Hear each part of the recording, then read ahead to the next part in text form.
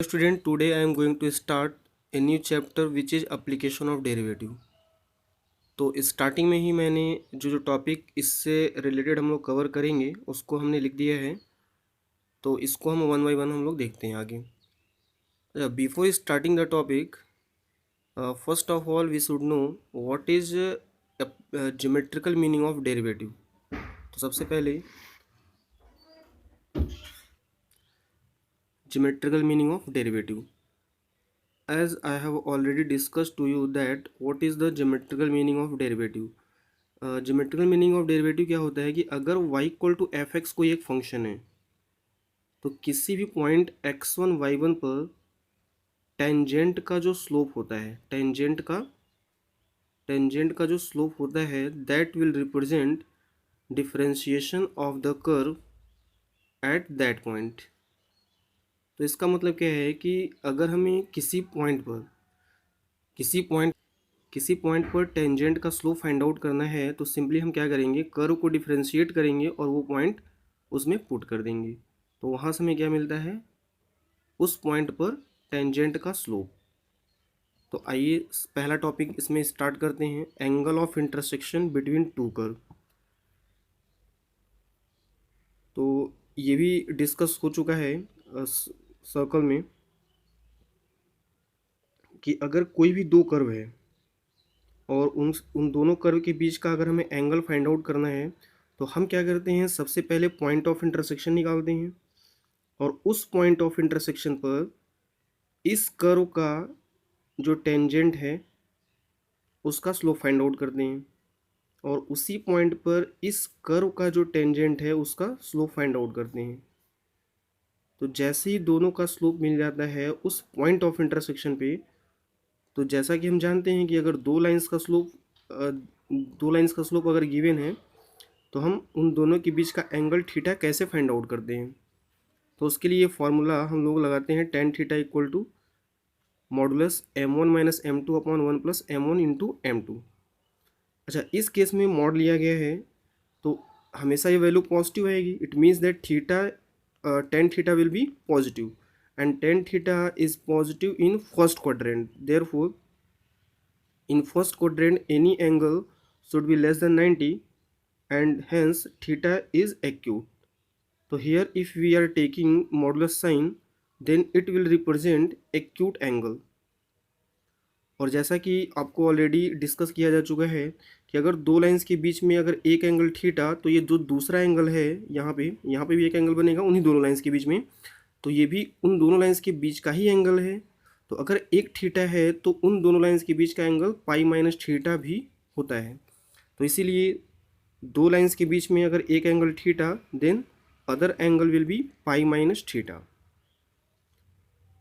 अच्छा, next point, next note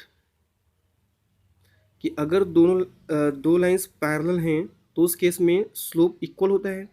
अच्छा, इस केस में अगर दो लाइंस पैरेलल हैं तो पैरेलल कैसे हो सकते हैं, जब इस तरीके की कुछ सिचुएशन हो कि दोनों कर्व इंटरसेक्ट करें। अगर इंटरसेक्ट करते हैं तो इस कर्व का इस पॉइंट पे जो स्लोप ऑफ टेंजेंट होगा और इस कर्व का इस पॉइंट पे जो स्लोप ऑफ टेंजेंट होगा दोनों क्या हो जाएगा, कोइंसाइड कर जाएगा। And in this case we can say that the lines are parallel.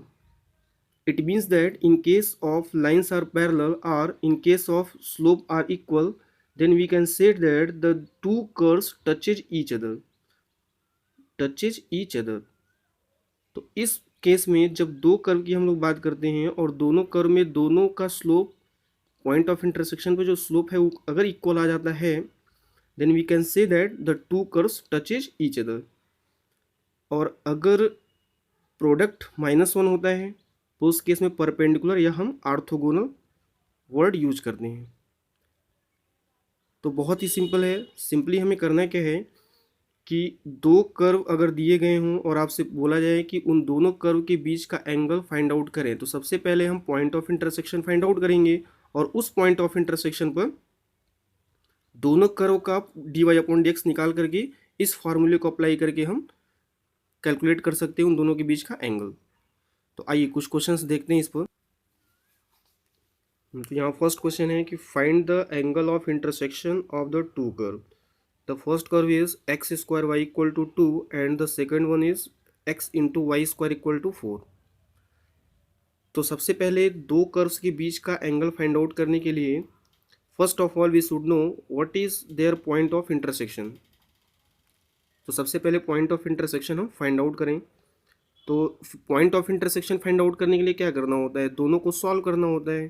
तो इस तरीके से यहाँ आप देख सकते हैं पॉइंट ऑफ इंटरसेक्शन के लिए सॉल्व किया गया है। फर्स्ट से y की वैल्यू सेकेंड में पुट कर दिया गया और सेकेंड में पुट करने के बाद after solving we get x equal to 1 और 1 को हमने फिर 2 में पुट करके x equal to 1 put in 1 में पुट कर दिया हमने, then y is equal to 2। तो y की वैल्यू 2 आ जाती है। इसका मतलब पॉइंट ऑफ इंटरसेक्शन हमें मिल चुका है, दैट इज़ 1,2। अब हम क्या करते हैं, जब दो कर्व हैं और वो कहाँ इंटरसेक्ट कर रहे हैं, 1,2 पे, 1,2 पे।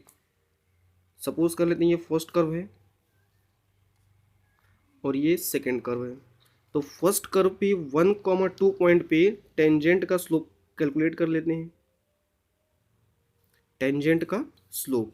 और टेंजेंट का स्लोप का मतलब इस कर्व का d y upon d x. तो फर्स्ट कर्व का हमने d y upon d x निकाला है। तो फर्स्ट कर्व क्या हमारा है, y equal to 2/x²। After differentiating we get -4/x³ and now we will put the value 1,2, यानी 1,2 पॉइंट पर d y upon d x. D y upon d x को हम वाई डैश भी बोलते हैं। तो y dash is equal to -4, x की value जब हम 1 रखेंगे, अगर यहाँ पे कहीं y होता तो y के प्लेस हम क्या रख देते, 2 रख देते। तो हम सपोज कर लेते हैं कि ये जो y डैश है that is dy upon d x है एट 1,2, उसको हमने m1 से डिनोट किया है, यानी इस कर्व का जो स्लोप है वो कितना आ गया, -4। m1 equal to -4। Again curve 2 के लिए dy अपॉन डी एक्स निकालें 1,2 पे। तो कर्व 2 के लिए हमने dy upon d x calculate किया है और इसका डिफरेंशिएशन हम लोगों ने ऑलरेडी कैलकुलेट किया हुआ है कि इसका डिफरेंशिएशन क्या होता है, 2y dash equal to -4/x²।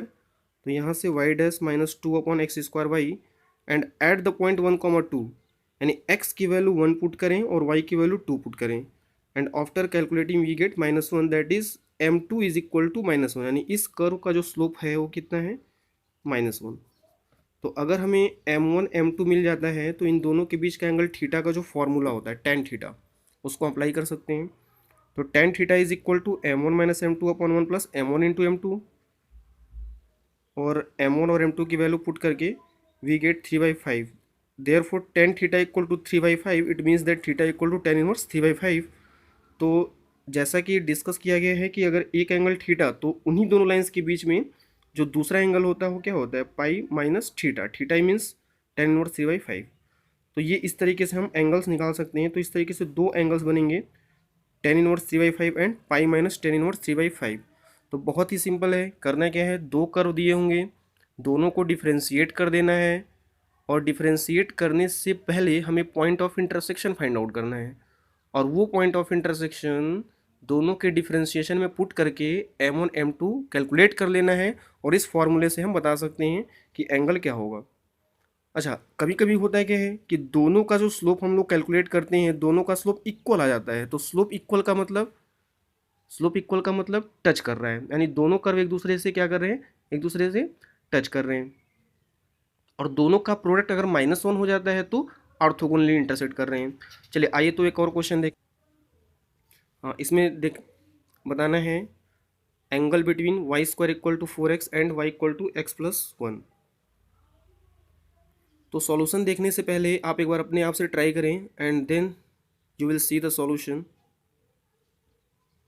तो point of intersection find out करने के लिए सबसे पहले क्या करना होता है, पॉइंट ऑफ इंटरसेक्शन।